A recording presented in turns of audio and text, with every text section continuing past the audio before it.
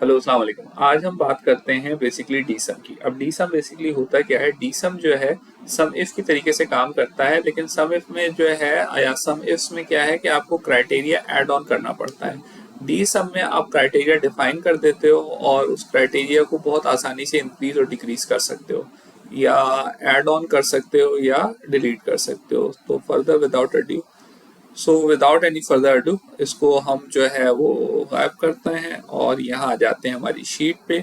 Sheet में मैंने ये तीन क्राइटेरिया जो है ऑलरेडी दिए हुए हैं। प्रोडक्ट दिया हुआ है, प्रोडक्ट कैटेगरी दिया हुआ है और कॉस्ट ऑफ द प्रोडक्ट दिया हुआ है। अब डी सब में मैं क्या करूँगा, मैं इस पूरे टेबल को एज अ क्राइटेरिया ऐड कर लूँगा और यहाँ से मैं इक्वल टू साइन देता हूँ और इक्वल टू साइन के बाद मैं डी सम पे जाता हूँ। जैसे ही मैं डी सम पे जाता हूँ तो मेरे पास ये डेटाबेस आ जाता है, फील्ड आ जाती है और क्राइटेरिया आ जाता है। डेटाबेस हमारा ये टेबल होगा। इस टेबल में या तो मैं इसको एज अ रेंज हो, मतलब अगर मैं रेंज में कन्वर्ट किया हुआ है तो इसको पूरा मैं सिलेक्ट करूंगा, और अगर मैंने इसको टेबल में कन्वर्ट कर दिया है, टेबल में कन्वर्ट करने का तरीका जो है वो पहले फॉर्मूला वाली शीट में हम डिस्कस कर चुके हैं, जो हमारी सबसे पहली वीडियो थी। तो उसके अलावा जो है अगर आपने इस पे अपना क्या कहते हैं कंट्रोल टी करते हैं शीट पे जाके, तो ये टेबल में कन्वर्ट हो जाता है। तो ये हमारा डेटाबेस हो जाएगा। डेटाबेस का नाम हमने सेल्स डेटा रखा हुआ है। दूसरा हमारा जो है वो फील्ड है। फील्ड बेसिकली वो वाला कॉलम होगा जिसको मैं सम करना चाह रहा हूँ। अपने इस केस में ये मेरा यूनिट सोल्ड होगा। और इसके बाद हम क्राइटेरिया डिफाइन करेंगे जो कि हमारा ये क्राइटेरिया होगा। अब हम करते हैं इसको। डी सम में मैं लिखता हूँ सेल्स डेटा। अब सेल्स डेटा में जब मैं यहाँ आता हूँ, यहाँ पे मैं इस सेल्स डेटा में एक चीज और एड ऑन करूंगा। वो ये होगा कि यहाँ पे मैं हैश टैग ऑल करूंगा। हैश टैग ऑल का मतलब ये होगा कि कंप्लीट जो है वो डेटाबेस को वो उठा लो।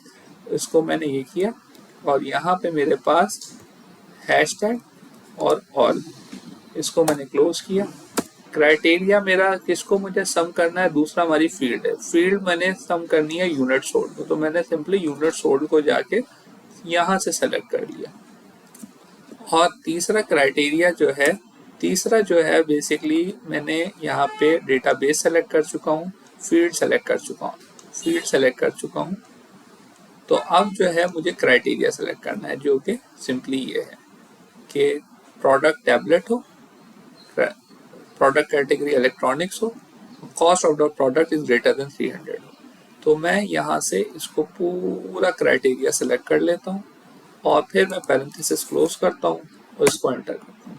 तो मेरे पास ये जो वैल्यू आ गई 89 आ गई। अब इसको हम क्रॉस वेरीफाई भी कर सकते हैं। यहाँ पे आके डेटा में जाके फिल्टर लगा के मैं इसको सिंपली टैबलेट करूँगा और ओके कर दूंगा। ओके में जिस की वैल्यू मेरी 300 से ज़्यादा है उसको मैं सेलेक्ट कर लूँगा। इन माय केस ये मेरी 178 और ये वाली आ रही है। अस्सलाम वालेकुम, क्या हाल है सर? सब खैरियत है? सुबह सवेरे।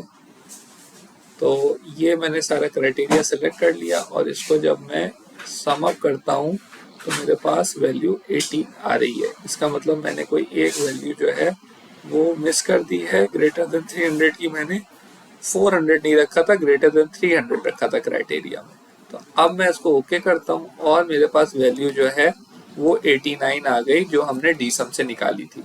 अब मैं क्या करता हूँ, फिल्टर को क्लियर करता हूँ और यहाँ से मैं ला करता हूँ अपने क्राइटेरिया पे, और क्राइटेरिया को मैं वापस ले आता हूँ सिर्फ और सिर्फ टैबलेट और इलेक्ट्रॉनिक्स पे। इसको जब मैं एंटर करूंगा तो हमारे पास वैल्यू आ जाएगी 232, जिसमें इसने टैबलेट और इलेक्ट्रॉनिक्स को सेलेक्ट कर दिया। तो इसी तरीके से हम टैबलेट्स अपना क्राइटेरिया को इंक्रीज और डिक्रीज भी कर सकते हैं इतनी आसानी से डी सम को यूज करते हुए। So I hope this small video was helpful और थैंक यू।